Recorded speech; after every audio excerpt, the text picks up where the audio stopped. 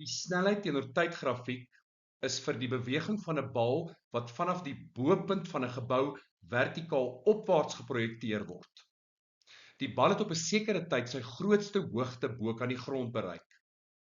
Watter punt op die grafiek stem met hierdie grootste hoogte ooreen? Die korrekte antwoord is Q.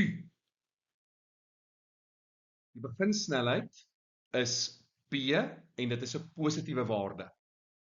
Die bal word opwaarts projekteer en dan is ons by Q wat daardie maksimum hoogte gaan wees.